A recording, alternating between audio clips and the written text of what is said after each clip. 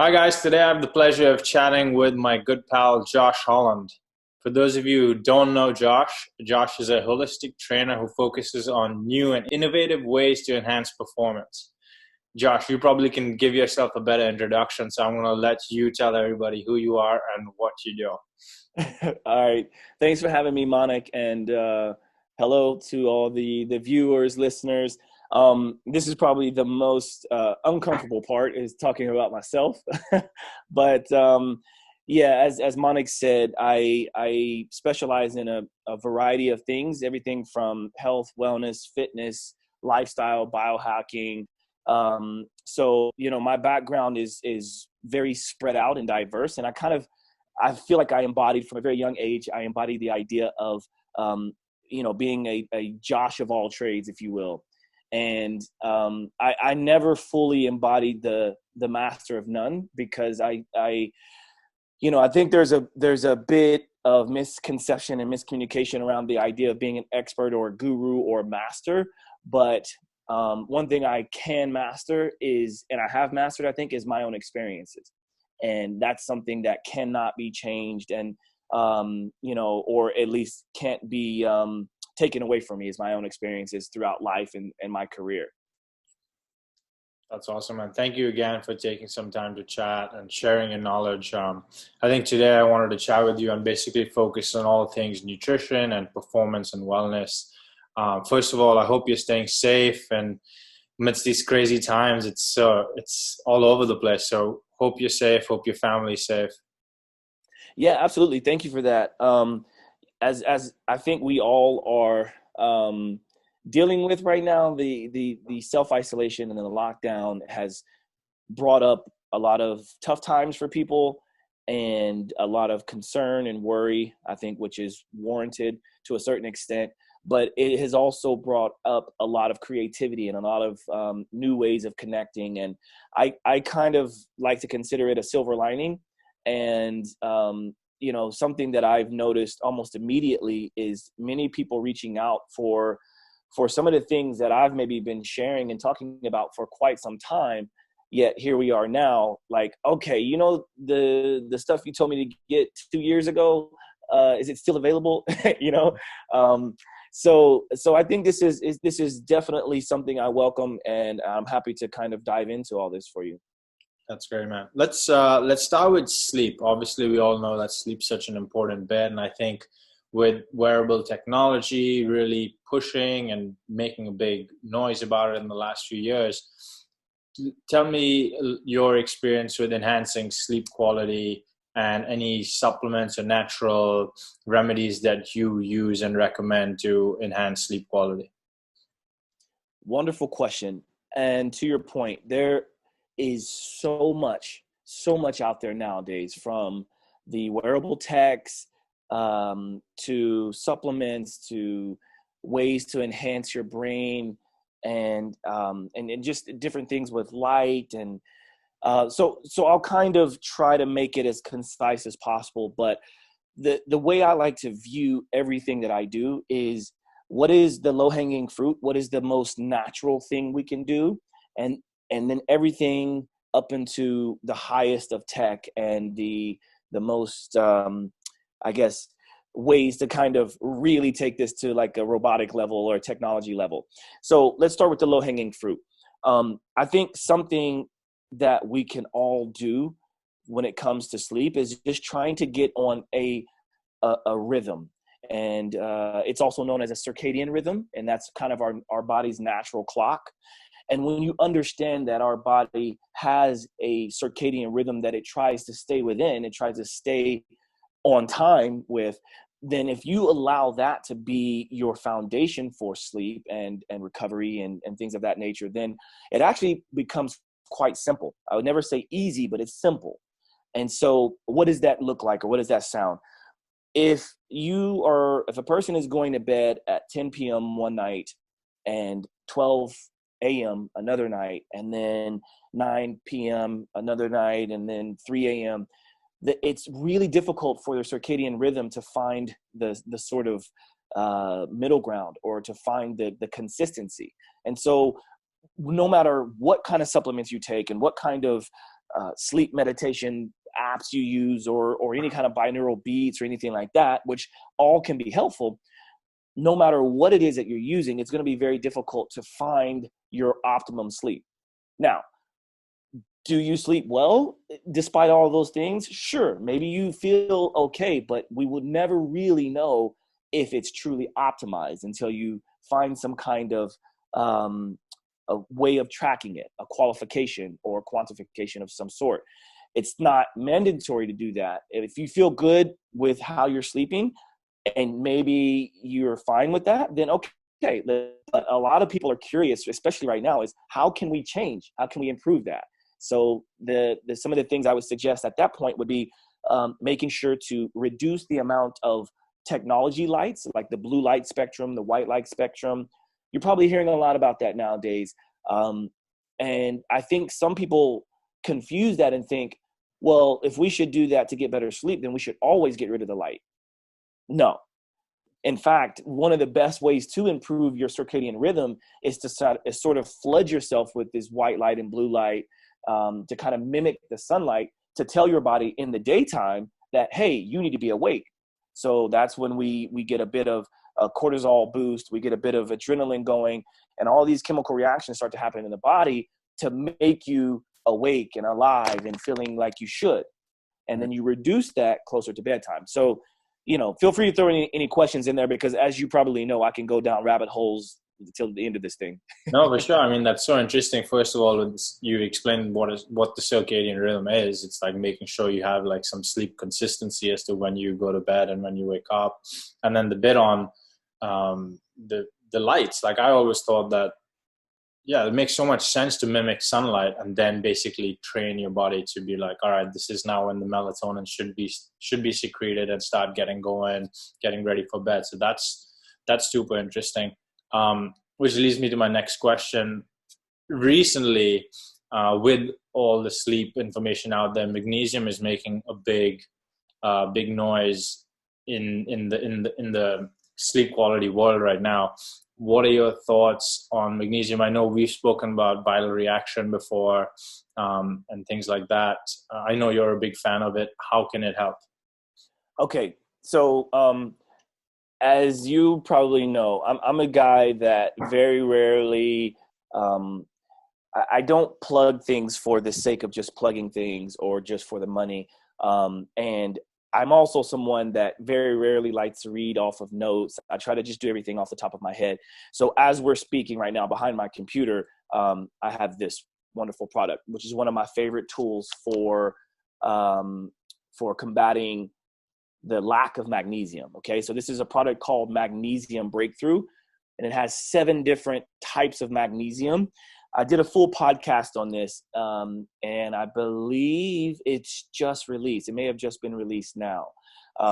But to your point about, magnesium in general. So let's talk about magnesium. So it's a mineral that is very important. It's vital, in fact, vital for our beings, for the human body. So when I hear statistics like 90 to 95% of all of us are potentially deficient in magnesium, then that makes me think, or that brings up a lot of questions in my mind. Why? How? What forms of magnesium? So then you can go down a bunch of different branches and a few different rabbit holes. And what I used to do is I used to take a product called NuCalm, and I would take a topical product by, I think the company's called Ancient Minerals. And so I used to use a spray. And I'm someone, since I was a young boy, I used to always cramp. I cramped up in my legs, in my calves, in my quads. I'm an athlete, and I'm a very competitive athlete. And I used to cramp up coming home from karate tournaments when I was a young boy. I used to cramp when I come home from any tournaments, basketball tournaments. Constantly. I mean, it was almost a joke that like, if I'm in the front seat, I'm asleep. I remember a few times, like I would cramp so hard that I would smack my dad while he was driving, because I just was in so much pain. And it became a problem when I started driving. And, if you can imagine, when you get a cramp in your quad or your hamstring, the leg wants to straighten so it can kind of relieve, right? Well, if it straightens into the gas pedal, I mean, what do you think happens, right? So either you floor the gas, or your butt quickly comes out of the seat. And I mean, it's the most awkward thing. So, I was always told, oh, Josh, you got to eat a lot of bananas. So I also started getting a nickname Curious Josh because of the monkey Curious George, who always ate bananas. But I always ate bananas thinking that you get potassium. But there's this delicate balance in the body, in the cells, between potassium and magnesium and all these things. And so when you're not getting enough nutrients in general, micronutrients and nutrients, then the body's going to tell you, kind of like a check engine light comes on. And that was my check engine light. I just never knew how to rectify it. So, yes, there is potassium in bananas, but there's also lots of potassium in avocado and lots of potassium in kale and things like that. I wasn't eating that when I was growing up. I definitely wasn't eating that. So as I got older, I started to understand that, I probably need to take a multivitamin, and things got a little bit better, but they didn't start improving until I learned that I learned how to make magnesium bicarbonate. And again, this is something I talk about on the podcast, so maybe we can link to that or something. Yeah, for sure.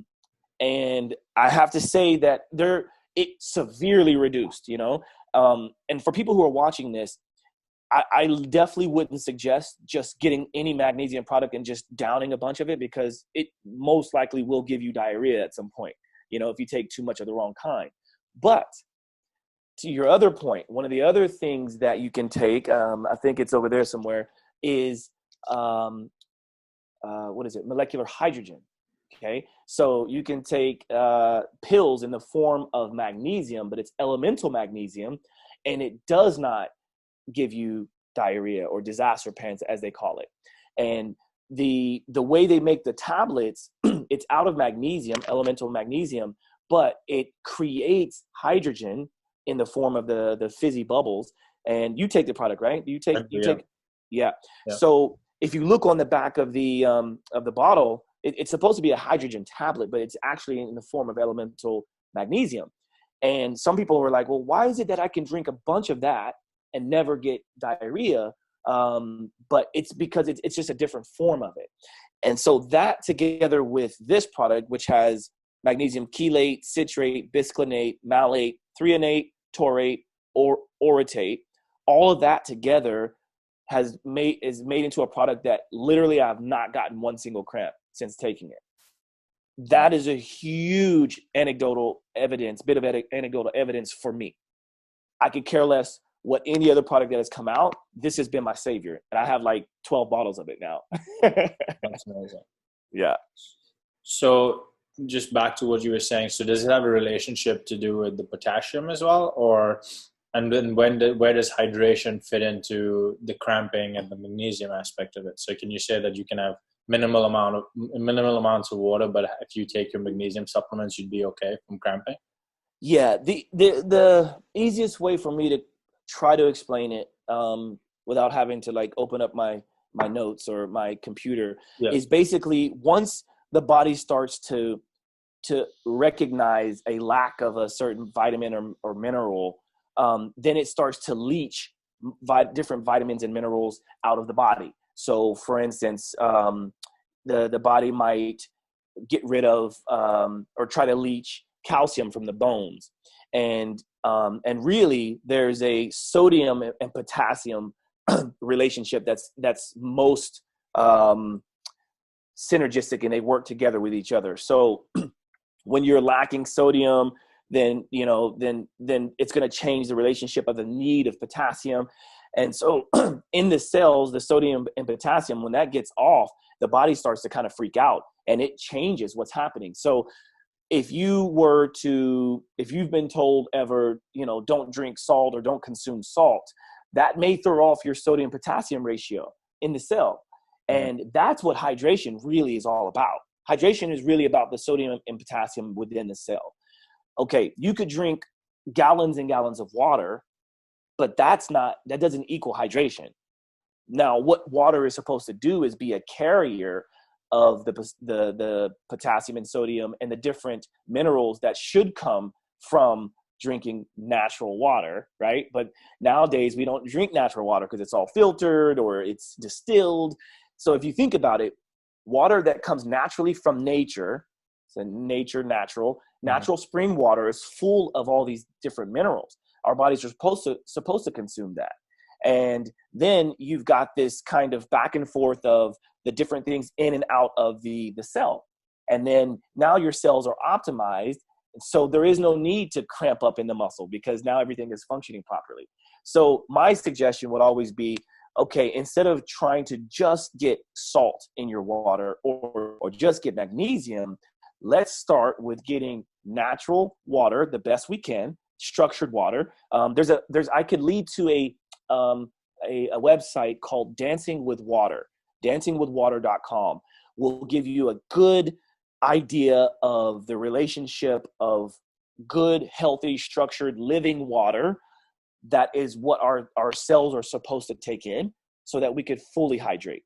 And I promise you, anyone that's listening to this, if you ever truly consume water that's proper for our cells, what you feel in your body is transformational. So for any of the people out there who have problems with sweating too much and trying to drink a lot of water and being frustrated with, but I'm drinking a lot of water, I'm hydrating, I'm doing what I'm supposed to do.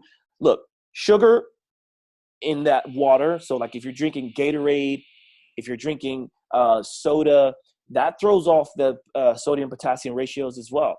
Mm-hmm. So drink good, clean water. If you don't have good natural spring water, then try throwing in a pinch of Himalayan rock salt or pink salt or healthy salts.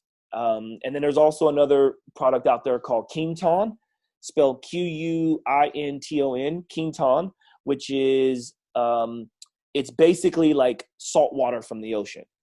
So there's a few products out there. Quinton is one, and another one is I can't remember the name of the other one. If I think of it, I'll mention it. But that hopefully this kind of answers your question. I know it's a lot, but no, it's very informative, I think.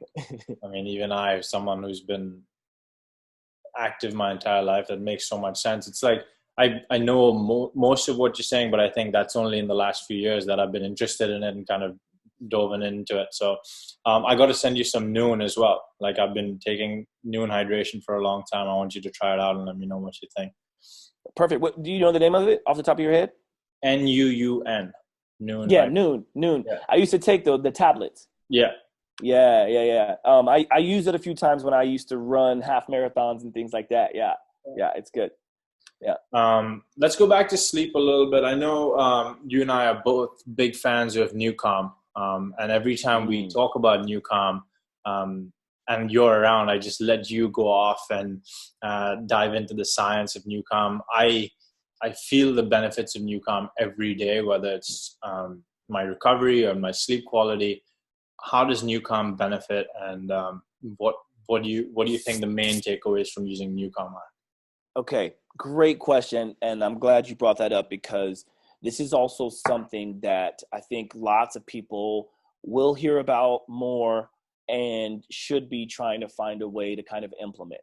I will first and foremost say that what I talk about in the benefits of NuCalm, which is the sympathetic and parasympathetic nervous system response, the stress response, does not have to be and is not only taken care of with NuCalm, but NuCalm is a catalyst for getting you there rapidly. So what is NuCalm? What is it? What are the benefits? How do you use it? NuCalm is basically a device, a service, because now they use the app and they're developing a lot of different things to that go beyond just the product itself. So it used to be this CES device, which was like a cranial stimulation device with a very light electrical response to stimulate the vagus nerve. And then it would use a GABA cream and electrodes behind the ears, and you would put on a sleep mask, and you would also wear binaural frequency beats. So binaural sounds via headphones, noise canceling headphones. That's how I was first introduced to it. In fact, I still do have 3 of those units because I was using it at the studio and with various clients. I also like to use that when I travel. So when I'm on an airplane, I want to take a time to relax and de-stress. I use the NuCalm. It's now transitioned into just a patch, which has the frequency of the GABA. So there's a frequency in different in everything that's around us. So different precious metals and things like that. Even in our phones, different precious metals emit a frequency that allow our phones and different electronic devices to work. So the folks at NuCalm have figured out a way to embed the frequency of GABA, which basically the heart and the brain recognizes. The sympathetic nervous system and the parasympathetic nervous system, the autonomic nervous system, recognizes as GABA. So GABA is basically a chemical that releases when we are in a state of relaxation. So I can talk about relaxation and stress, and I can also talk about sleep. They all are kind of in the same ballpark when it comes to talking about NuCalm.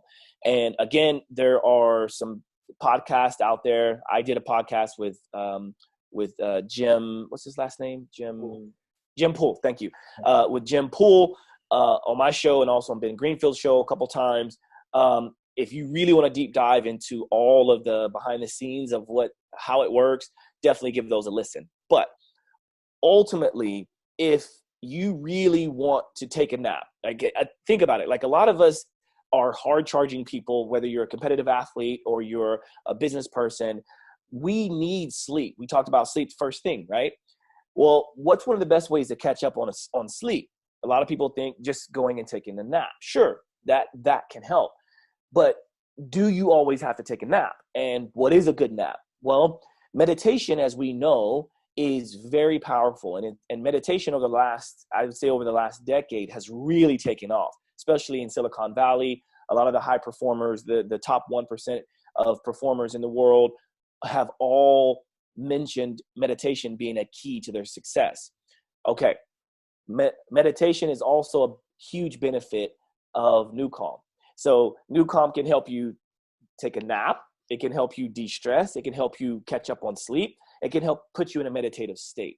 However you decide to use it, because basically what happens is when we're in fight or flight all day long, and that is the sympathetic nervous system response, fight or flight. When we're in fight or flight, chances are, it's proven that you cannot digest food. You are not relaxed.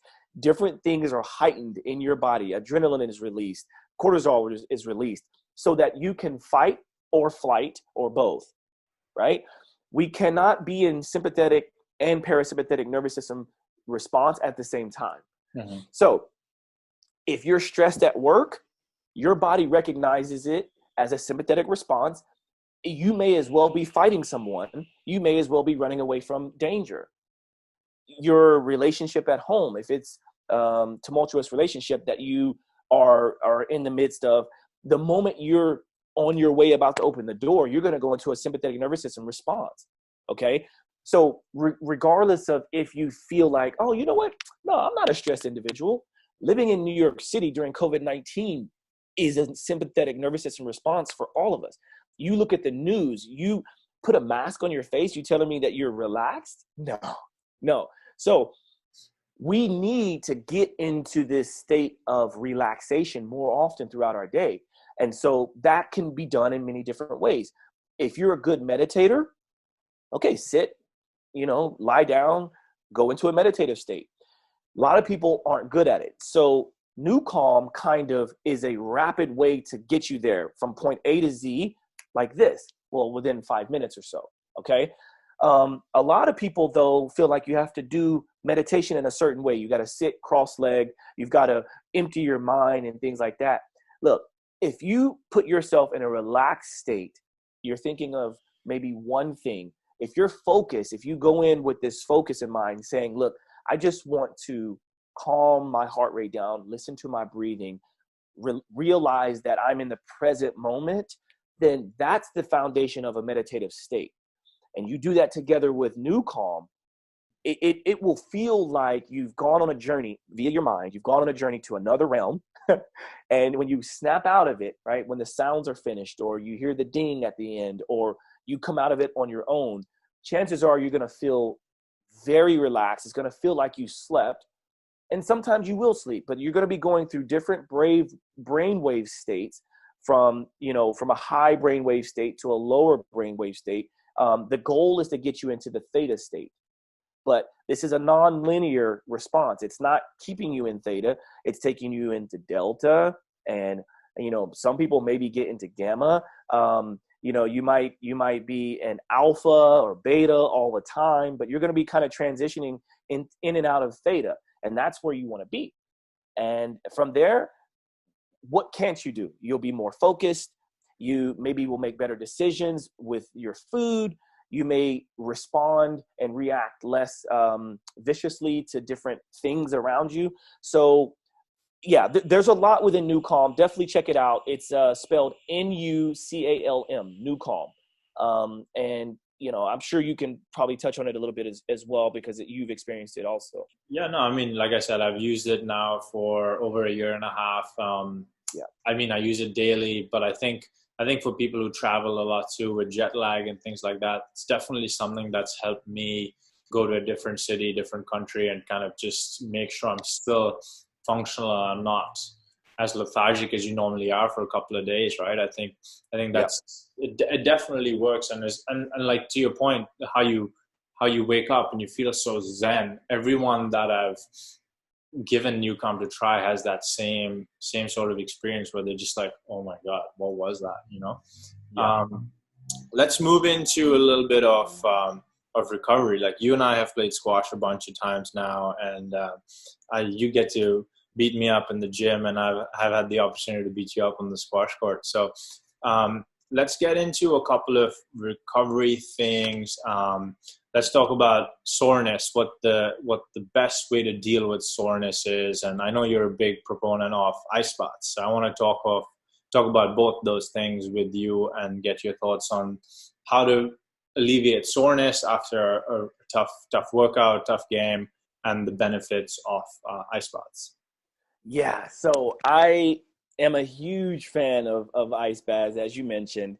In fact, I have I think it's like 100-gallon. What is it known as? It's known as a trough. It's like a horse trough, right? And it's like a Rubbermaid, heavy duty horse trough, literally in my apartment. And you haven't had a chance to join me in that, but soon we'll get you there. Once we're finished with all this, and I'm back in my apartment, we'll get you in it. Yeah, like with ice baths, there's so many things you can so many benefits. For one, it's changing your body allowing your body to be more resilient. And I think that's something we can achieve, whether you do it in an ice bath, like technically in an ice bath with ice cubes and very cold water, or you just take a cold shower. So I'm also a fan of cold showers. I take my normal temperature, warm temperature shower to kind of, wash off and whatnot. And then I always finish with, every day, and sometimes 2 or 3 times a day, I finish with at least 2 minutes of ice cold, max temperature cold water. And what does that do? One, the initial shock is like, boof, right? You get this initial shock because it's cold, obviously. But then the more you do it, you start to kind of relax into it, and you kind of actually start craving it. And it's really good for mitigating inflammation. So it's good at getting rid of inflammation or preventing inflammation. It's good at reducing muscle soreness. It's good for fat burn, because it's kind of forcing your body to up its temperature, the core temperature, to combat that cold. And especially, I think if you add in any kind of breath work, so sort of like Wim Hof training, or just a 4-7-8 breath work, or just any kind of trying to get more nitric oxide in the body by learning how to hold your breath for longer and longer and longer. These are ways that you're now taking your mind away from the outside and bringing it in. And then I think the cold temperatures of New York I deal with it much better than I did before. I also feel like my body's temperature regulation system has also normalized. I used to be a sweater. I mean, I still sweat, but like when I would eat, I'd be on a date or I'd be hanging with friends. Like like I used to have to get these special shirts that absorb the pits of sweat, and now I don't have to do that, and it's just, I think my body has learned to regulate temperature, so there's so many benefits. And whenever I mention ice baths, the next question for me is always, well, what temperature? To be honest with you, the temperature doesn't matter. I mean, obviously the colder, the shorter your time. So it's almost like very concentrated. But, if you're around 50, 55 degrees, 50, 55 degrees, that's just fine. Staying there for 5 minutes or so if you can handle it. The temperature in most people's showers varies across the country. So just get it cold and start out with 30 seconds if you can handle it. And, make sure and get your face. Another technique is if you aren't quite ready for a full cold shower or full ice bath, then every morning just wake up and hold your breath, put cold water all over your face, do that a few times, and see how long you can hold your breath. And I read in a book, one of Dave Asprey's book, basically that triggers the nervous system to go into this parasympathetic state, because it makes tricks your body into thinking that you're diving. And when you dive, your body doesn't want to have a very rapid heart rate or breathing rate. So when you slow all that down, it automatically changes your nervous system response. So I do that every single morning. I hold my breath. It's weird, right? But I hold my breath, put a bunch of cold water, and I try to go for 30 seconds, a minute and a half. And then, if I happen to be showering that morning, then I take a cold shower, and then if I have an ice bath by me, if I can, I'm doing an ice bath 2 or 3 times a week at least. It obviously depends on how active I am, but it's definitely a game changer. Ice bath is a game changer. For sure. I'm going to have to put a disclaimer on this little vlog over here. Yeah, probably. Let's get into soreness. Obviously, like everybody that trains a lot and works out has experienced DOMS. And at some point, what are your tips and tricks to kind of alleviate the timeline and the length that you are sore? Oh, man. Okay. I'm gonna that's a big one, because there's so much you can do. One of the first things we discussed on this chat is the sleep. So get good quality sleep. Utilize magnesium. Teach your body to get in and out of a parasympathetic state. All of these things we've discussed so far, literally everything we've discussed so far helps with this. So, then you can also add in some things that are synergistic with magnesium. Like if you get a topical magnesium, something that is synergistic with that is CBD.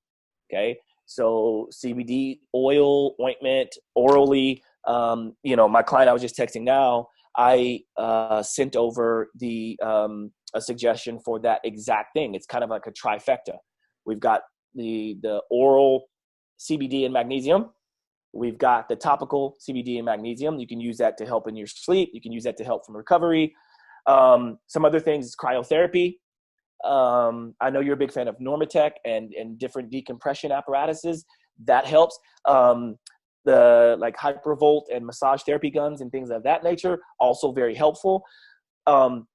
Trying to get rid of muscle soreness is, I think, something that in the last year or two has been at the top of people's desire, trying to figure out. So it's a very good question you ask.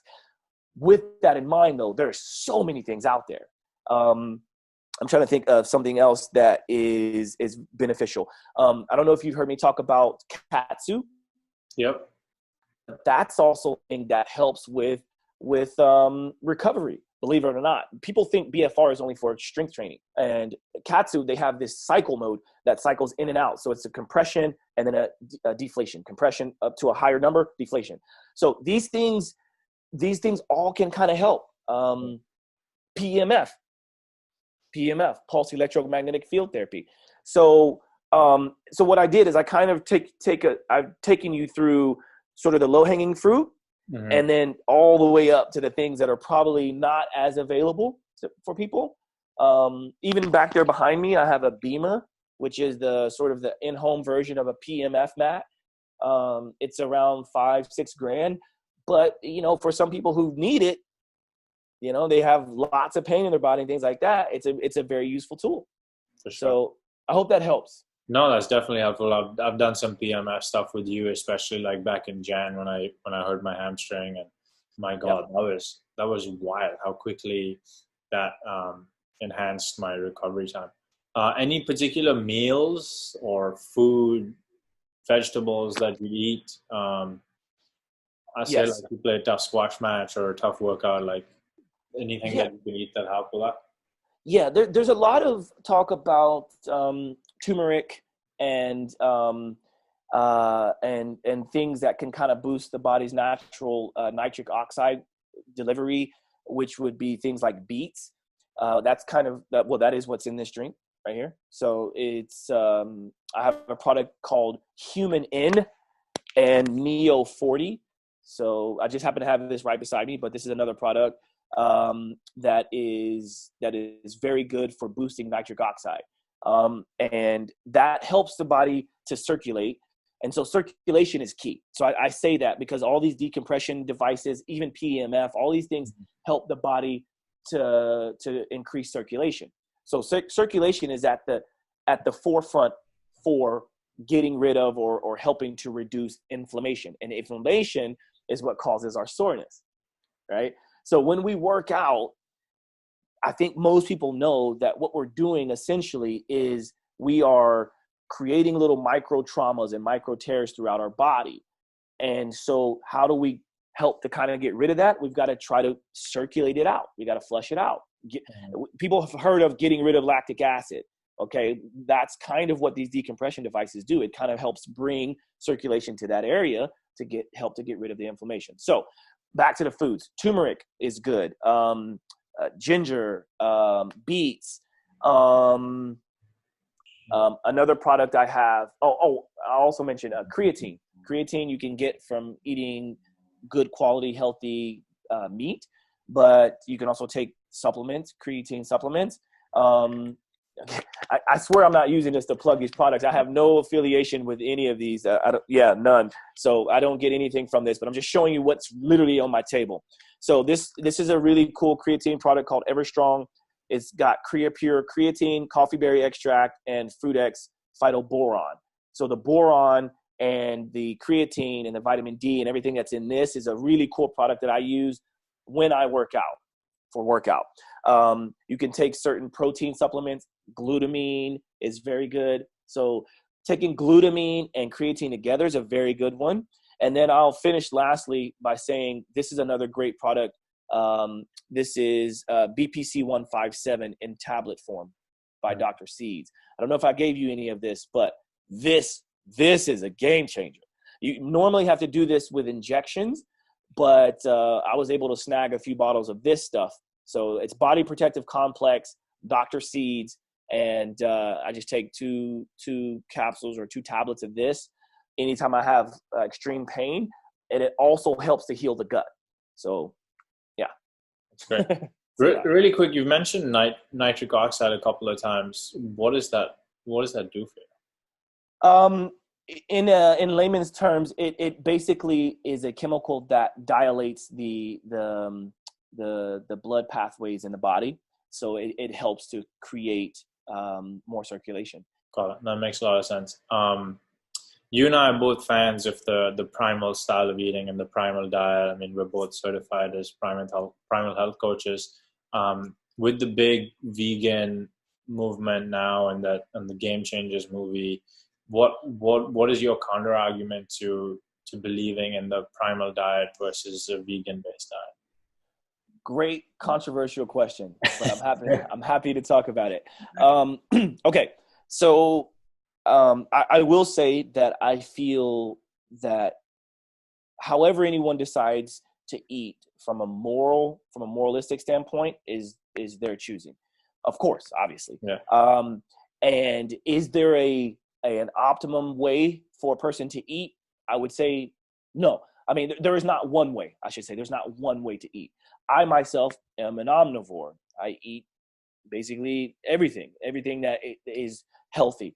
And I've done a lot of gut tests. I've done a lot of blood tests. I've done a lot of trials of different diets for long periods of time. Like, for instance, I was a vegetarian and I went vegan for a short period of time, but I was vegetarian for 3 years.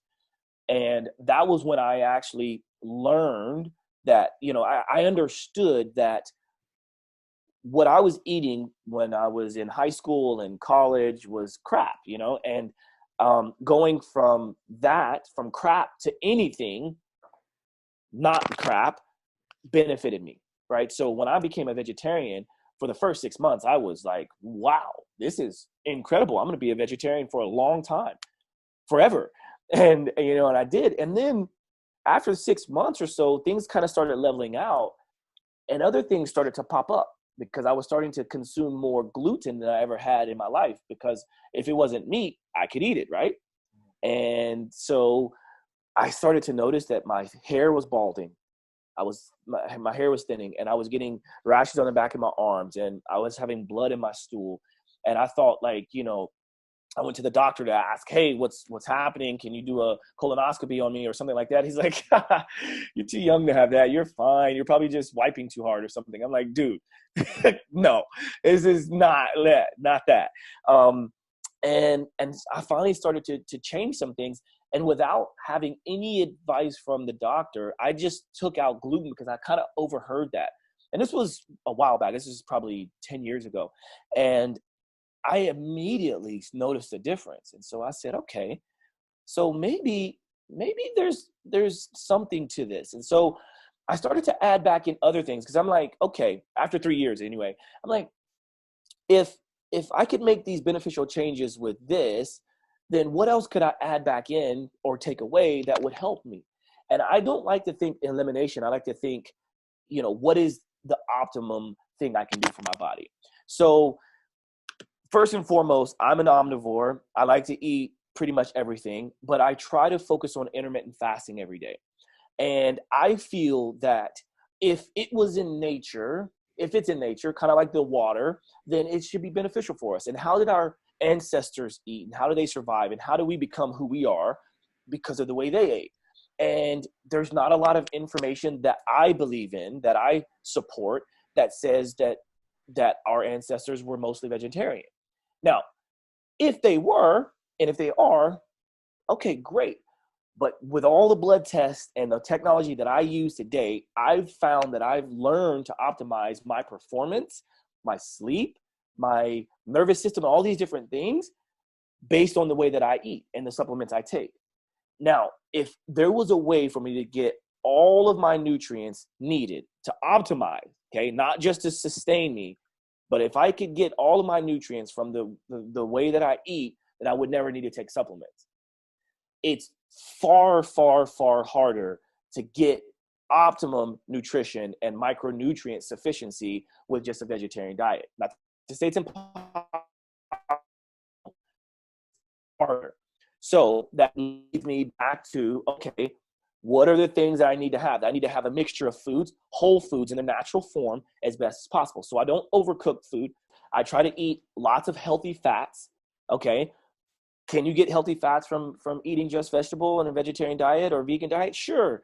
But I would be stuck in the kitchen or at the kitchen table all day, every day, if I try to sustain what I'm doing now with the way I used to do, with the way I used to eat, my eating lifestyle. So, I eat a variety of things, from meat to fish, all high quality, loads of vegetables. I mean, I eat more vegetables than I do anything. So that's still a big part of it. But I don't stick to just broccoli, carrots, and cauliflower. I'm getting all the leafy greens available, and I lightly cook those because of the different lectin compounds that are harmful to us. I try to I eat fruit sparingly. I don't eat fruit all the time, but I do in the spring and the summer. Yeah, I eat fruit. I eat far less fruit. I almost eat no fruit in the wintertime, because naturally in nature, like our bodies weren't just developed now. We've learned to adapt, but our bodies were developed eons ago, right? And so the way that we used to eat in the seasonal patterns and things like that with the circadian rhythms and all these things, it all kind of comes full circle. I try to mimic that as best I can. Okay. But clearly we're having a conversation right now over the computer.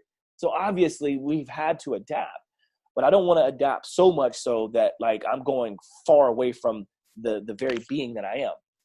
So I don't know if that answers your question, but I definitely do support at the top.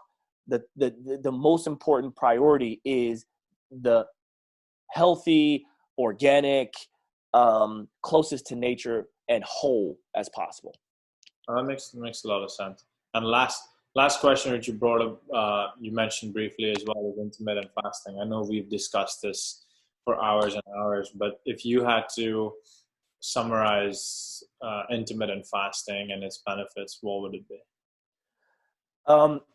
Intermittent fasting, again, has many different titles or different methods for intermittent fasting, but the overall idea is to have a compressed eating window and an extended fasting window. So what that might look like, I typically suggest for females that I work with, because females, the makeup is a bit different than a male's in response to fasting. So some females respond less favorably than men do. That doesn't mean that some females don't respond very well or whatever, but typically my suggestion to the female clients I work with is fasting 12 to 16 hours is kind of the sweet spot. And for guys, 14 to 20 hours. Okay. And when I say that, people are kind of like, what? Like, I can't imagine fasting. And it's like, yeah, you can. If you really break it down, we all fast every single night, unless you're someone that gets up in the middle of the night every night and you eat. That time that you're sleeping, you're fasting, which is why when you break your fast, it's known as break fast or breakfast, right? So if you can extend that fasting period, as in you wake up and you don't consume anything, then now you're doing what they would be like a total fast. If you don't have anything, water, coffee, tea, nothing, that's a complete fast. And that's difficult to do, very difficult to do. Then you can break it down to having a water fast, or you could call it a bulletproof intermittent fasting, where you're still having coffee and different nutrients, but nothing that spikes your sugar. So basically, the way to kind of break it down is to say anything that alters your insulin response kicks you out of a fast.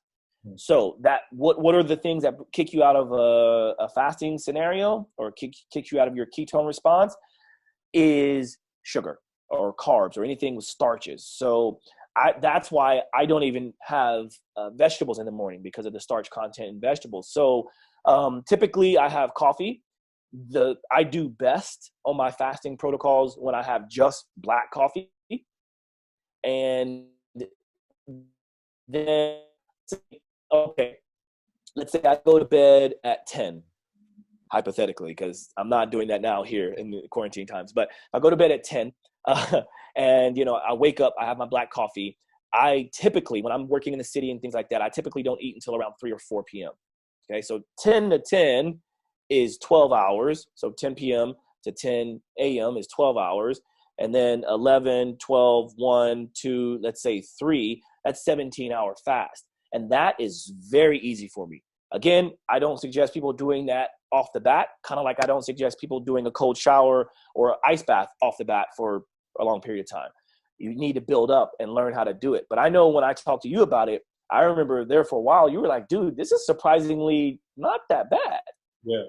But you had to kind of get there, right? And so some of the things you can expect to see and feel is less inflammation, better sleep, maybe a better aesthetic, like your body, you should probably burn fat, because to be honest with you, fat is fuel. And if you have unwanted fat in your body, then you have a surplus of fuel in your body. So if you utilize that, like one of the favorite things to do, I just came from a workout. That's why I'm in a hoodie. but I fasted. I had just black coffee this morning. I went and did a workout. I came to do this with you. I have a very clear sense of focus, and my mind is very sharp on what I want to do. That's all because my body is feeding on ketones and the fat stored in my body to do this. And I guess I'm having this too, right? But after this, I'll eat whenever I feel ready. That's that. So fasting is a very useful tool. That's awesome, man. Dude, this has been so informative. Can't thank you enough. I'm sure you have 100 things going on, but I really appreciate you taking some time to chat, shedding knowledge, and I'm sure a lot of people will be hitting you up with questions. Sounds good, man. Well, I'm happy to be here. Thanks for having me, and thanks for all that you do. And I'm glad we finally got a chance to get this done. So, feel free for any of the people to hit me up at Joshua J. Holland. I'm sure you'll probably tag it or whatever. Also keep an eye out and ear open for my podcast at Simply Walk the Talk.